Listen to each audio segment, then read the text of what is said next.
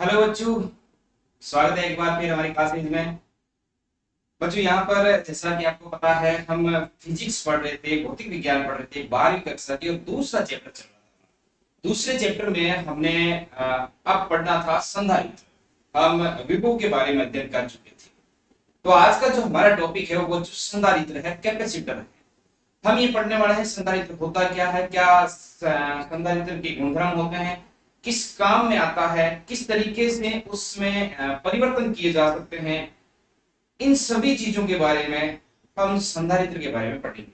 धीरे धीरे जो आगे वाले वीडियो है उनमें ये भी पढ़ेंगे कि संधारित्र जो है उसको किस क्रम में, किसी परिपथ में जोड़ा जाता है। इन सभी चीजों के बारे में हम संधारित्र का अध्ययन करेंगे बच्चों। आपको मैं बता देना चाहता हूं कि हमारे इस YouTube चैनल पर एनसीईआरटी स्मार्ट नेटवर्क पर आपको 12वीं कक्षा और 11वीं कक्षा का सिलेबस अभी शुरू नहीं हुआ है। 11वीं कक्षा का ही जल्दी शुरू कर देंगे।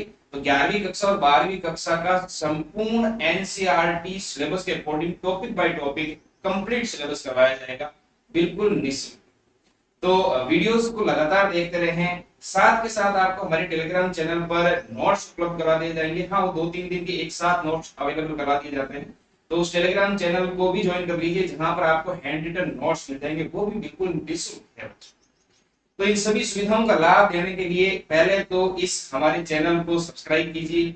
उसके अलावा आप इसके बेल आइकन को दबा दीजिए, ताकि जो ही वीडियो अपलोड होता है आपके वहां पर नोटिफिकेशन पहुंच जाएगा कि आ गया वीडियो। उसके अलावा आप टेलीग्राम चैनल को ज्वाइन कर लीजिए। जैसे ही हम वहां पर नोट्स अवेलेबल करवाएंगे, हाँ छूटेगा कुछ नहीं, 2 दिन लेट हो सकता है, लेकिन सारे के सारे नोट्स वहां पर अवेलेबल करवा दिए जाएंगे फिजिक्स और केमिस्ट्री के। तो जैसे ही वहां पर नोट्स अवेलेबल करवाएंगे आपके पास पहुंच जाएगी सूचना। डाउनलोड कीजिए, रीड कीजिए, मजे करिए। तो मस्ती से पढ़ते चलिए। अच्छे लक्ष्य निर्धारित करके अच्छे लक्ष्य को प्राप्त करने के लिए लगातार जुड़े रहिए हमसे। चलिए शुरू करते हैं आज की क्लास। आज का जो हमारा टॉपिक है बच्चों वो है संधारित्र। तो सबसे पहले तो मैं आपको संधारित्र के बारे में बताना चाहता हूँ, संधारित्र होता क्या है। चलिए मैं पिक्चर आपको दिखा देता हूँ, उसके बाद आप कहां तक अंदाजा लगा सकते हैं लगाइए। तो सबसे पहले तो ये आपकी जो मैंने पिक्चर दिखाई है, ये बच्चों संधारित्र की पिक्चर है। किसकी पिक्चर है? संधारित्र। देखिए आपको दिख रहा होगा, इन्हें कहते हैं संधारित्र। ये कैपेसिटर होते हैं। क्या होते हैं बच्चों?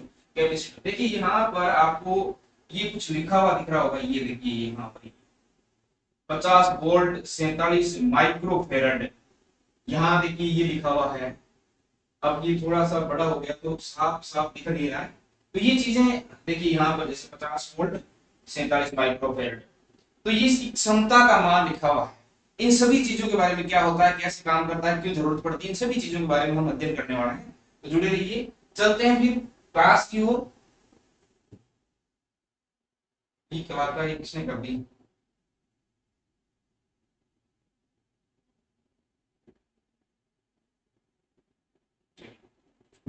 तो अभी जो हमारा टॉपिक है बच्चों वो है संधारित्र।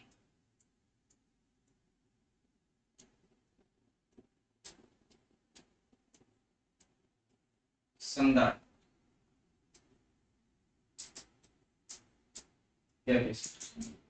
देखिए बच्चों, जैसा कि संधारित्र नाम से हमें कुछ कुछ पता चल जाता है कि संधारित्र होता क्या है। संधारित्र होता है ऐसी युक्ति जिनमें धारण करने की क्षमता हो कौन सी चीज? विद्युत ऊर्जा। तो हम ऐसे कह सकते हैं कि एक ऐसी युक्ति जिसमें विद्युत ऊर्जा को धारण करने की क्षमता हो, विद्युत ऊर्जा धारण करती हो, उन्हें ही हम क्या कहेंगे? संधारित्र कहेंगे बच्चों, कैपेसिटर। तो मैं आपको यहाँ पर बैक टू बैक लिख के भी चल रहा हूँ साथ का साथ, तो आप ध्यान रखें, इन चीजों के नोट्स जरूर बनाएं। तो हम ऐसे इस वक्त छोटी सी एक परिभाषा लिख देते हैं, ऐसी युक्ति। फिर देखिए मैं इसकी वेल डिफाइंड परिभाषा आपके जस्ट अभी थोड़ी देर में समझा के लिख दूंगा। अभी आप देखिए, एक ऐसी युक्ति जिसमें विद्युत ऊर्जा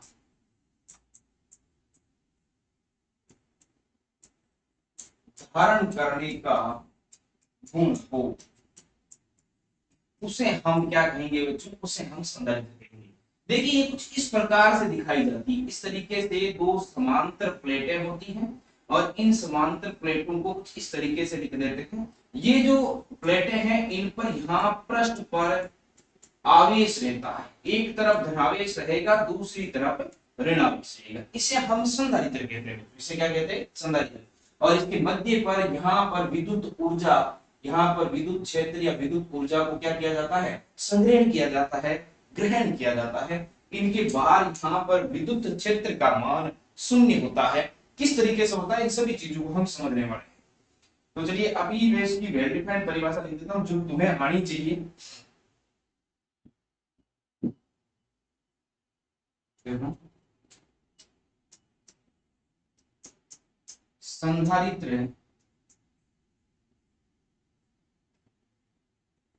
एक ऐसी युक्ति है, संधारित्र क्या है बच्चों? एक ऐसी युक्ति है जिसमें दो समांतर प्लेटें होती है। एक ऐसी युक्ति है जिसमें दो समांतर प्लेटें होती है। कैसी प्लेटें होती हैं? समांतर प्लेटें होती है। अब समांतर प्लेटें होती है, इनका क्या करें? समांतर प्लेटें होती है जिन पर, इन पर समांतर प्लेटों पर जिन पर समान परिमाण, कैसा परिमाण? समान परिमाण। परिमाण तो कैसा होगा बच्चों? समान होगा। परिमाण मतलब उसकी मात्रा, मान समान होगा। एवं विपरीत प्रकृति का, एवं विपरीत प्रकृति का आवेश, विपरीत प्रकृति का आवेश विद्यमान होता है, उपस्थित होता है, विद्यमान होता है। हालांकि मैंने ऊपर संधारित्र के बारे में लिख दिया, मैं एक बार फिर लिख देता हूं। संधारित्र क्या कहलाता है बच्चों? संधारित्र। ये चीज आपको समझ में आ गई होगी। अब देखिए ये संधारित्र है बच्चों, ये क्या होती है? ये विद्युत ऊर्जा धारण करने की युक्ति होती है जिसमें विद्युत ऊर्जा संग्रहित की जाती है। संधारित्र क्लियर हो जाना चाहिए। आपने देखो नॉर्मल वे में जो हम व्यवहारिक रूप से काम में लेते हैं, आपने पंखे का सेल देखा होगा, वो संधारित्र है बच्चों। आपने देखा होगा कि यार ये पंखा धीमे चल रहा है, तो घर वाले कहते हैं कि बेटा सेल बदल दे। सेल बदलने से क्या हो जाएगा? तेज चलने लगेगा। मतलब वो संधारित्र लगा हुआ है, वहां पर क्या लगा होता है? कैपेसिटर लगा होता है। उसे हम अपनी लोकल भाषा में सेल कहते हैं। तो वही संधारित्र होता है। वैसे मैंने आपको चित्र दिखा दी उनके कैसे होते हैं। परिभाषा ये होती है कि दो समांतर प्लेटें होती है, जिसको हम समझे यहाँ पर। उन प्लेटों पर क्या होता है? समान परिमाण का विपरीत प्रकृति का आवेश होता है। उन प्लेटों के मध्य में विद्युत ऊर्जा को संग्रहित किया जाता है। प्लेटों के मध्य में क्या किया जाता है? विद्युत ऊर्जा को बच्चों संग्रहित किया जाता है। तो यहाँ तक आपकी चीज क्लियर हो जानी चाहिए। अब देखिए ये जो संधारित्र है, इस संधारित्र का नेट आवेश शून्य होता है। नेट आवेश, कुल नेट आवेश क्या होता है बच्चों? शून्य होता है। आइए देखते हैं कैसे होता है। देखो मैंने अभी आपको बताया कि ये जो संधारित्र है वो कुछ ऐसा होता है कि नहीं। फिर मैंने ये कहा कि इसके इस एक प्लेट पर तो धनावेश लेता है, एक प्लेट पर तो धनावेश फैला होता है, जबकि दूसरी प्लेट पर बच्चों क्या होता है? ऋण आवेश। अब हमने ये भी देखा था कि ये जो धनावेश है या ये जो ऋणावेश है, ये दोनों परिमाण में समान होते हैं। दोनों परिमाण में कैसे होते हैं? समान होते हैं, परंतु प्रकृति में विपरीत होते हैं। मतलब एक प्लस आवेश है तो दूसरा माइनस में आवेश होगा, एक धनावेश है तो दूसरा ऋण आवेश होगा। तो हम ऐसे कह सकते हैं कि दो आवेश होंगे अलग अलग, उनका परिमाण समान होगा, प्रकृति विपरीत होगी। परिमाण तो समान होगा लेकिन प्रकृति विपरीत होगी, एक दूसरे को निरस्त कर देंगे, उदासीन कर देंगे। तो हम ऐसे कह सकते हैं कि इसका जो नेट आवेश है बच्चों, समेशन ऑफ क्यू, नेट आवेश क्या हो गया? समेशन ऑफ क्यू, कुल आवेशों का योग। तो इस प्लेट पर, ये जो प्लेट है संधारित्र की, इस पर तो आपका प्लस क्यू आवेश है, जबकि ये दूसरी जो प्लेट है उस पर आपका जो आवेश है वो कितना है? माइनस क्यू है। तो प्लस क्यू और माइनस भाई जोड़ेंगे। भाई समेशन ऑफ क्यू क्या होता है? बीजगणितीय योग। और बीजगणितीय योग में हमने पहले ही पढ़ लिया है कि बीजगणितीय योग में हम सर उन व्यंजकों को, उन राशियों को उनके चिन्हों के साथ जोड़ते हैं। बीजगणितीय योग में क्या करते हैं? उन राशियों को उनके चिन्हों के साथ जोड़ते हैं। तो समेशन क्यू कर देते हैं, जोड़ देते हैं, बीजगणितीय योग कर देते हैं। इधर प्लस क्यू, फिर जोड़ो प्लस, क्या जोड़ना है? माइनस क्यू, जोड़ दो माइनस क्यू, ये माइनस क्यू। अब देखिए प्लस और माइनस माइनस हो जाएंगे, तो माइनस हो जाएंगे तो ये हो गया आपका समेशन क्यू, और यहाँ पर तो प्लस का क्यू ही है, और माइनस का क्यू दोनों कट जाएंगे, एक दूसरे से क्या आएगा, जीरो आएगा। तो बच्चों हम कह सकते हैं कि संधारित्र का, इसका संधारित्र का नेट आवेश, अगर आपसे पूछा जाए कि संधारित्र का आवेश कितना होगा, नेट आवेश शून्य होता है। नेट आवेश शून्य होता है। यहां तक क्लियर होनी चाहिए, कोई समस्या नहीं रहनी चाहिए। संधारित्र का नेट आवेश शून्य होता है। संधारित्र हम किसे कहते हैं, एक ऐसी युक्ति होती है जिसमें दो समांतर प्लेटें होती है, एक प्लेट पर जितना धनावेश होगा उतना ही ऋणावेश दूसरी प्लेट पर होगा, उस युक्ति को ही हम संधारित्र कहते हैं। विद्युत ऊर्जा को धारित करने का काम करती है, धारण करने का काम करती है। कुल नेट आवेश शून्य होता है, क्योंकि जितना धनावेश होगा एक प्लेट पर उतना ही दूसरी प्लेट पर ऋणावेश होगा, तो कुल नेट आवेश उसका क्या होता है, शून्य होता है। अब देखिए बच्चों, ये संधारित्र जो है वो किस सिद्धांत पर कार्य करता है। तो यहां तक आप स्क्रीनशॉट लेना चाहते हैं तो स्क्रीनशॉट लीजिए, नोट्स बना रहे हैं तो बहुत अच्छी बात है, बहुत अच्छे विद्यार्थी हैं आप। चलिए अब मैं अगले पेज पर चलता हूं। अब हम पढ़ने वाले हैं बच्चों की संधारित्र का सिद्धांत क्या है। देखिए ध्यान से समझना, बहुत अच्छी चीज है, और संधारित्र से रिलेटेड बोर्ड में एग्जाम पूछा ही जाएगा, चाहे आपको कोई एक नंबर का, आधा नंबर का, जैसा भी पूछना है पूछेंगे जरूर। तो अब हम पढ़ने वाले हैं संधारित्र का सिद्धांत। संधारित्र का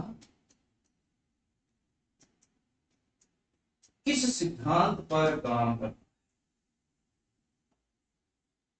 तो सिद्धांत संधारित्र का ये है बच्चों कि ये संधारित्र एक ऐसी युक्ति है जिसका क्षेत्रफल बढ़ाए बिना इसकी धारिता में परिवर्तन किया जा सकता है। धारिता बढ़ाई जा सकती है, धारिता में परिवर्तन किया जा सकता है। कैसे, देखिए देखो पहले तो मैं संधारित्र को लिख देता हूं। सिद्धांत क्या है इसका,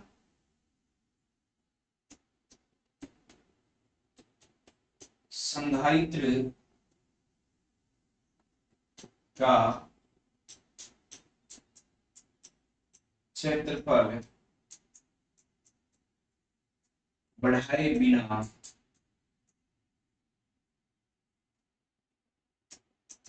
इसकी, किसकी, संधारित्र, इसकी धारिता में परिवर्तन, या परिवर्तन को मैं सीधा लिखूं क्योंकि धारिता को बढ़ाए बिना का मतलब क्या है, तो हम इसको बढ़ा सकते हैं, धारिता में वृद्धि की जा सकती है, वृद्धि की जा सकती है। तो प्यारे बच्चों यहां पर है कि संधारित्र का क्षेत्रफल, क्योंकि हमने जब पढ़ा था पिछले में चालक की धारिता, तो हमने ये पढ़ा था कि चालक की धारिता उसके क्षेत्रफल पर डिपेंड करती है, उस क्षेत्रफल के समानुपाती होती है। जैसे ही हम क्षेत्रफल बढ़ाएंगे धारिता बढ़ जाएगी, ये पढ़ा था हमने जब उसमें महत्वपूर्ण तथ्य पढ़े थे। उसमें सबसे पहला तथ्य यही था कि चालक की धारिता जो है वो समानुपाती होती है एक के। बच्चों पढ़ा था नहीं पढ़ा था, अगर आपने क्लास देखी है तो ये जरूर पढ़ा था हमने, क्योंकि मैंने पढ़ाई है। तो धारिता अगर आपको बढ़ानी है तो क्षेत्रफल बढ़ा दीजिए, धारिता बढ़ानी है तो क्षेत्रफल बढ़ा दीजिए। इसी चीज को आप यहाँ गौर करके सुने कि यहाँ हम कह रहे हैं कि संधारित्र का सिद्धांत क्या है। संधारित्र का सिद्धांत ये है कि हम किसी भी संधारित्र की धारिता उसके क्षेत्रफल को बढ़ाए बिना ही बढ़ा सकते हैं। तो कैसे बढ़ा सकते हैं वो अब हम समझने वाले हैं। देखिए हम ये मान लेते हैं बच्चों, माना एक संधारित्र है, ज्यादा मैं इसमें थ्योरी, अब हालांकि थ्योरी तो इतनी लिखने, ज्यादा लिखने भी नहीं है। एक संधारित्र, अब देखिए कैसे संधारित्र, मैं सिंपल सी बात ये कह रहा हूं, ये मेरे पास एक संधारित्र है या एक प्लेट है, यूं मान लो ये मेरे पास एक क्या है, प्लेट है। इस प्लेट पर कुछ इस तरीके से धनावेश बिखरा हुआ है, इस प्लेट पर कुछ इस तरीके से, प्लेट के दोनों साइड में पृष्ठ पर क्या बिखरा हुआ है, धनावेश बिखरा हुआ है। हालांकि आपको ये पता होना चाहिए कि किसी भी चालक के पृष्ठ पर ही आवेश होता है, ये हमने प्रथम चैप्टर में अध्ययन कर लिया। तो ये हमारे पास एक प्लेट है, इस प्लेट के पृष्ठ पर दोनों साइड में क्या बिखरा हुआ है बच्चों, दोनों साइड के अंदर यहाँ पर क्या है, दोनों साइड पर यहाँ पर धनावेश पृष्ठ पर समान रूप से वितरित है। देखिए अब क्या कर सकते हैं, अब हम क्या करते हैं दूसरी स्थिति में, ये जो हमारे पास प्लेट है, ये जो हमारे पास क्या है बच्चों, प्लेट है, ये मैं नाम दे देता हूँ इसका, प्लेट आपकी ए है, ये प्लेट ए है, और ये प्लेट यहाँ पर वापस मैंने प्लेट ए ही रखी है, क्या रखी है, प्लेट ए। अब मैं इस प्लेट ए के पास में एक उदासीन प्लेट लेके आता हूँ। कौन सी प्लेट, उदासीन प्लेट। ये जो प्लेट में इसके पास में लेके आ रहा हूँ ये कौन सी है, उदासीन है, और उसको मैं नाम दे देता हूँ बच्चों प्लेट बी। इसको नाम क्या दे दिया मैंने, प्लेट बी। मेरे पास एक धनावेशी छड़ थी, धनावेशी प्लेट थी, उसके पास में मेरी उदासीन प्लेट लेके आ। अब देखिए यहाँ तक क्लियर हो जाने की, फटाफट लिखो इसको, मैं फिर फटाकर उसको दूर दूर ले जाता हूँ क्योंकि डेरिवेशन एक में आ रहा है, समस्या नहीं रहनी चाहिए। ठीक है, चलिए अब मैं थोड़ा सा इसको हिस्सा लेता हूँ इधर, या छोटा कर दूं यहीं पे, इतनी दूरी में आ जाएगा।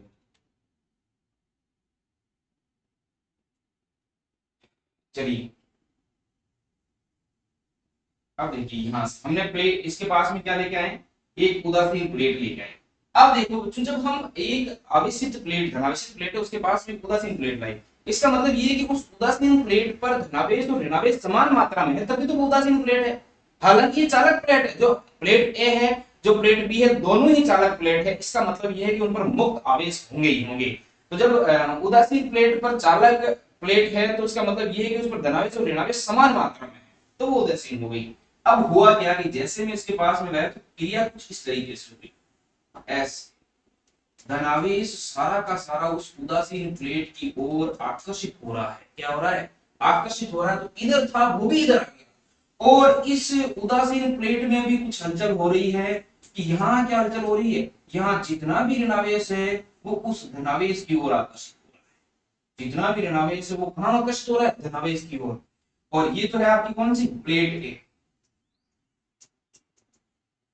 प्लेट ए। और ये कौन सी बच्चों, प्लेट बी। ये प्लेट बी जो हम उदासीन प्लेट लेके आए थे। अब देखो क्रिया क्या हो रही है, जो प्लेट ए है उसमें सारा का सारा आवेश इधर आ गया प्लेट बी की तरफ, और प्लेट बी का जो ऋणावेश है वो एक तरफ आ गया, क्योंकि उदासीन है तो धनावेश और ऋणावेश समान मात्रा में, तो ऋणावेश एक तरफ छट के आ गया और दूसरी तरफ सिर्फ और सिर्फ बचता है कौन, धनावेश।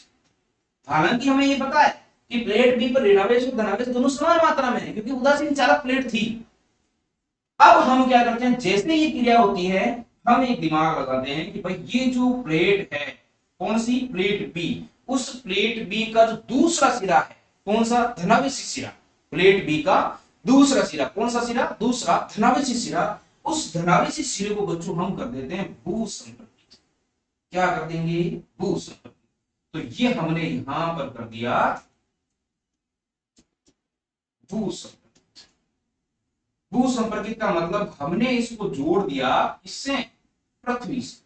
हमने इसको किससे जोड़ दिया, पृथ्वी से। और अब हम जानते हैं कि पृथ्वी का विभव शून्य होता है। पृथ्वी का विभव क्या होता है, शून्य होता है। तो होगा क्या, तो सर ये होगा कि आपने वो बताया था बिजली गिरने वाला मीटर, वही मीटर यहाँ होगा। धनावेश ऊपर होते हैं, ऋणावेश नीचे होते हैं। किसी चीज से कनेक्शन हुआ तो ऋणावेश जाएंगे धनावेश को उदासीन करने के लिए। तभी तो हम ये कहते हैं, लोग अक्सर ये कहते हैं बिजली गिरती है, गिरती नहीं है, उठती है।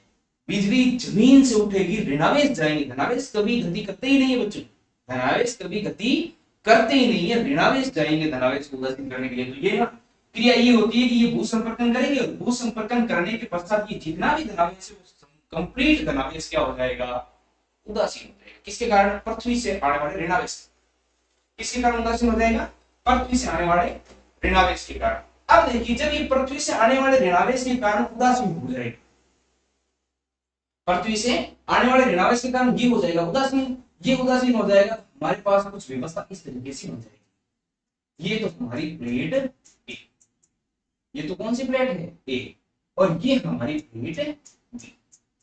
ये है बच्चों प्लेट बी। अब देखिए ये धनावेश, ये ऋणावेश, तो ये ऋणावेश धीरे धीरे धीरे धीरे क्या करेगा, ये इस प्लेट ए के विभव को क्या कर देगा बच्चों, विभव को कम कर देगा, क्योंकि आवेश कम कर देगा। धीरे धीरे उदासीन करेगा, वो उदासीन करेगा तो यहाँ पर विभव जो है वो क्या हो जाएगा बच्चों, कम हो जाएगा। क्यों होगा, क्योंकि आवेश कम हो जाएंगे, कुछ आवेश को ये क्या कर देगा, उदासीन कर देगा अपने ऋणावेश के कारण धनावेश। तो ये क्रिया समझ में आ जानी चाहिए। अब देखिए जैसे ही विभव कम, जैसे ही विभव कम क्या हुआ है, विभव कम हुआ, धारिता बढ़ गई, क्योंकि हम जानते हैं कि ये होता है C बराबर Q अपॉन में V। अब देखिए अगर हम विभव कम करते हैं किसी प्रक्रिया से, लेकिन Q में कोई परिवर्तन नहीं कर रहे हैं, केवल क्या कम कर रहे हैं, विभव कम कर रहे हैं, Q अपनी जगह पर स्थिर है, जैसा पहले था वैसा ही है, तो धारिता का मान क्या हो जाएगा बच्चों, बढ़ जाएगा। धारिता का मान क्या हो जाएगा, बढ़ जाएगा। देखिए अब मैं कुछ यहाँ पर आपको करके दिखाता हूँ डेरिवेशन, तो आप उसे ध्यान से देखना और थोड़ा समझने की कोशिश करना।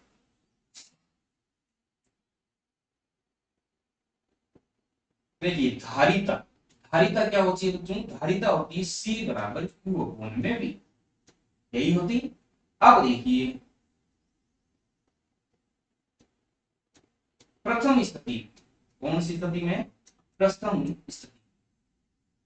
तो प्रथम स्थिति में क्या, प्रथम स्थिति में ये यहाँ की बात कर रहे हैं, तो यहाँ हम मान के चलते हैं कि भाई जो प्रथम स्थिति थी सो यानी इसकी जगह, एक मिनट थोड़ा सा बड़ा कर दो, देखिए इसकी बात कर रहे हैं।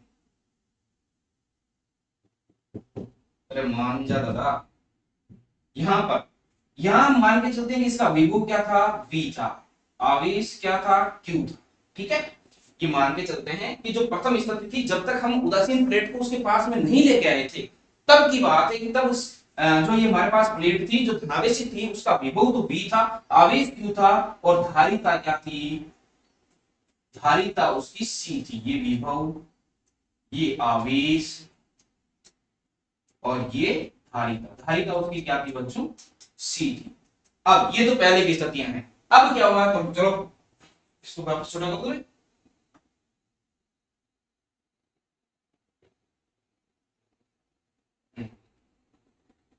तो ये तो प्रथम स्थिति की बात है। अब प्रथम स्थिति में धारिता क्या हो जाएगी, देखिए प्रथम स्थिति में धारिता, तो प्रथम स्थिति में धारिता हो जाएगी बच्चों C। प्रथम स्थिति में हमने धारिता क्या ली है, C ली है, तो धारिता क्या हो जाएगी C। C बराबर होता है धारिता Q अपॉन में V, नाम दे देता हूं समीकरण 1। कब, जब तक हम उस आवेशित प्लेट, आवेशित चालक प्लेट A के पास में उदासीन चालक प्लेट B नहीं लेके आए थे, तब तक की बात है। अब द्वितीय स्थिति में,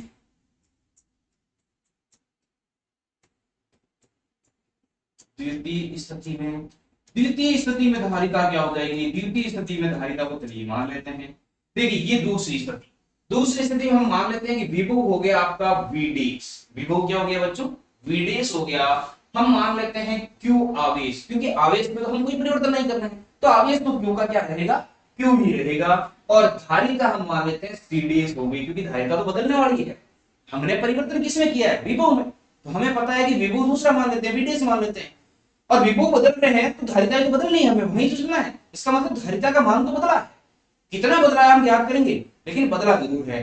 तो C डैश मान लेते हैं दूसरी धारिता, आवेश जितना है उतना ही हम रखते हैं, कोई परिवर्तन नहीं करते हैं, क्षेत्रफल में कोई परिवर्तन नहीं करते हैं।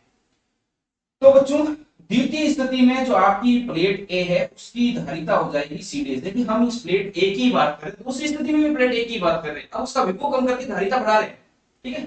तो C डैश हो जाएगी धारिता, और अब ये आ जाएगा आपका आवेश, तो Q अपॉन में विभव हो गया V डैश, तो ये होगी समीकरण 2। यहां तक कोई समस्या नहीं रहनी चाहिए, बहुत इजीली समझ में आ जाना चाहिए, बहुत ही इजी और इंटरेस्टिंग सब्जेक्ट है बच्चों। अब देखिए क्या हुआ, अब तो कुछ ही नहीं है, अब तो हो गया जो होना था। अब हम कर देते हैं समीकरण 2 बटा समीकरण 1। क्या कर देते हैं प्यारे बच्चों, समीकरण 2 बटा समीकरण 2। सर C डैश ठीक है, ये रहा C डैश बराबर, चलिए पहले मैं इसको थोड़ा आराम से ढंग से लिखते हैं। समीकरण 2 C डैश बटा समीकरण 1 C, समीकरण 2 C डैश बटा समीकरण 1 C बराबर C डैश का मान बच्चों कितना है, Q अपॉन में V डैश, ये लीजिए जी Q अपॉन में V डैश अपॉन में C का मान Q में V, ये रख दीजिए बच्चों Q अपॉन में V। अब देखिए अब क्या हो जाएगा, अब तो ये हो जाएगा कि C डैश अपॉन में तो C, और ये जब काट कूट देंगे Q से Q कट जाएगा, 1 अपॉन V डैश अपॉन में 1 अपॉन V रहेगा, उल्टे हो जाएगा, और उल्टे होंगे तो ये कुछ इस तरीके से आ जाएगा V अपॉन में V डैश। ये आ गई हमारे पास क्रिया, देखिए कैसे हुआ, हुआ ऐसे बच्चों कि Q अपॉन में V डैश, अपॉन में Q अपॉन V है तो उसको उल्टा करके गुना कर दें, यानी V अपॉन में Q करके गुना कर दूं। अब देखिए Q से Q कट जाएगा, क्या बचा, v अपॉन में v। क्लियर है? ऐसी कैलकुलेशंस आपको होनी चाहिए, आनी चाहिए। 12वीं कक्षा में भौतिक विज्ञान पढ़ रहे हैं आप। अब देखिए, अब ये v डैश कम है कि v कम है, ये बताइए। v डैश कम है या v कम है? देखिए ये इस पर वेरी करेगा, v dash c dash v पर वेरी करेगा, c v डैश पर वेरी करेगा। तो आप ये बताइए कि यहाँ v डैश कम है या v कम है? सिंपल से आप बोल दो कि सर v डैश कम है। क्यों? क्योंकि सर यहाँ पर विभव v था जब हमने प्लेट फेंकी तब। फिर हम इसमें क्रिया करते हैं, भू संपर्कित करते हैं, फिर भू संपर्कित करने के बाद हम देखते हैं कि इसका विभव कम हो जाता है। विभव क्या हो जाता है बच्चों? कम हो जाता है। और ये कम वाला विभव ही तो हमने क्या माना है, v डैश माना है। कम वाला विभव तो क्या माना है, v डैश। तो विभव कम हुआ है, इसका मतलब v डैश कम है। यहाँ क्या है, यहाँ v डैश जो है आपका वो कम है। किससे? v डैश कम है बच्चों, किससे? v से, पहले वाले विभव से। अब हमने उस प्लेट का क्या कर दिया, विभव कम कर दिया, v डैश कम हो गया। अब जब v डैश कम है v से, v डैश कम है किससे, v से, v डैश कम है v से, तो v डैश कम है तो c भी कम। v ज्यादा है तो c डैश भी ज्यादा, तो c डैश आपका है वो क्या हो जाएगा, ज्यादा हो जाएगा। अर्थात अर्थात क्षेत्रफल में, क्या, क्षेत्रफल में परिवर्तन किए बगैर, किए बिना धारिता बढ़ाई जा सकती है। धारिता क्या की जा सकती है, बढ़ाई जा सकती है प्यारे बच्चों। धारिता को बढ़ा सकते हैं कैसे, विभव कम करके। विभव देखिए v डैश कम हो गया किससे, v से। v डैश कम तो c कम, v ज्यादा तो c डैश ज्यादा। तो यहाँ v ज्यादा और यहाँ c डैश ज्यादा। v डैश कम तो c कम हो गई। ठीक है, ये चीज आपकी क्लियर हो जानी चाहिए, समझ में आ जानी चाहिए। फटाफट देखिए फिर संधारित्र के कुछ महत्वपूर्ण बातें हम लिखने वाले हैं, क्या होती है। क्लियर है? चलिए आगे चलता हूं।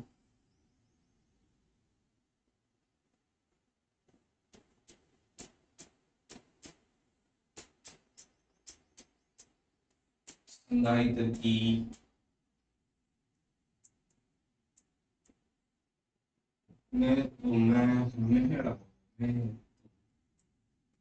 महत्वपूर्ण बातें, महत्वपूर्ण तथ्य लिख देते हैं। बातें तो आप क्या ही करोगे, सर पढ़ रहे हैं, बातें तो क्या ही, इतने क्या बातें थोड़ी करें। चलिए नहीं करेंगे। अब देखो, पहली बात ये है संधारित्र की कि संधारित्र की धारिता सदैव धनात्मक होती है। धारिता का मान कभी भी ऋणात्मक नहीं होगा। हमेशा ध्यान रखें, आपसे पूछ सकते हैं धारिता कितनी होगी, 0, 1, -1, कुछ कहा नहीं सकता, या फिर धनात्मक ऋणात्मक, धनात्मक ऋणात्मक दोनों, या कुछ कहा नहीं जा सकता। ऐसे कोई ऑब्जेक्टिव क्वेश्चन दे दे तो बच्चों ध्यान रखें कि संधारित्र की धारिता सदैव धनात्मक होगी। तो हम यहां लिख देते हैं संधारित्र की धारिता सदैव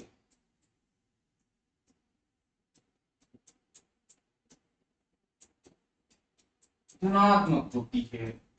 संधारित्र की धारिता सदैव धनात्मक होती है। दूसरी बात, महत्वपूर्ण तथ्य क्या है कि संधारित्र का नेट आवेश शून्य होता है।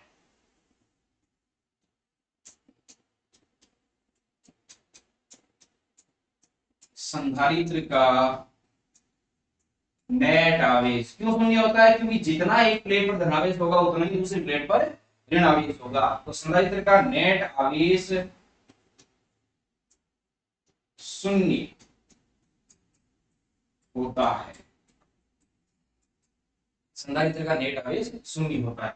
अब देखिए तीसरी बात, तीसरी बहुत अच्छी बात, तीसरी बात यह है बच्चों कि जो संधारित्र है उसमें जो विद्युत ऊर्जा है वो कहाँ संचित होती है, कहाँ पर इकट्ठी होती है, वो होती है संधारित्र की प्लेटों के मध्य। कहाँ पर, संधारित्र की प्लेटों के मध्य। तो तीसरी बात यह है कि संधारित्र की प्लेटों के मध्य, संधारित्र की प्लेटों के मध्य विद्युत ऊर्जा संचित होती है, विद्युत ऊर्जा संचित हो जाती है, इकट्ठी हो जाती है, संचित होती है। समझे लाडनू, इतनी बातें समझ में आई। फिर देखिए चौथी बात, चौथी बात यह है कि जो संधारित्र है उस संधारित्र में हम एक सीमा तक ही आवेश दे सकते हैं। उस सीमा से ज्यादा अगर आवेशों का प्रभाव किया आपने तो जो आवेश हैं या जो दो प्लेटों की बीच की जगह है उसमें विद्युत विसर्जन होने लगेगा। विद्युत विसर्जन का मतलब स्पार्किंग होने लगती है, आवेश ज्यादा आ जाते हैं। तो चौथी बात यह है कि संधारित्र को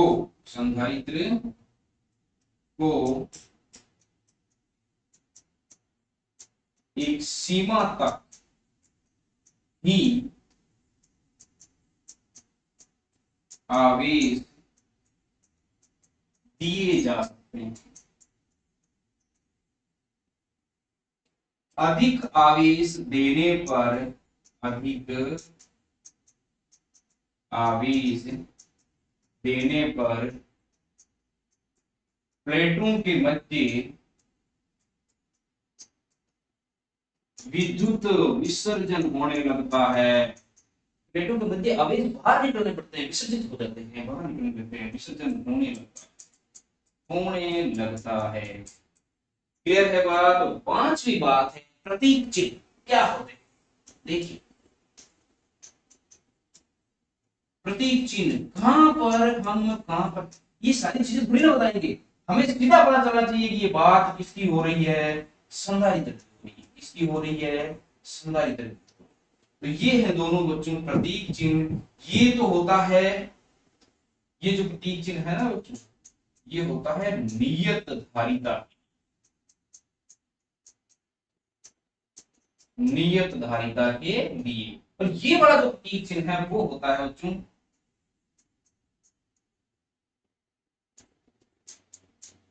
परिवर्ती धारिता,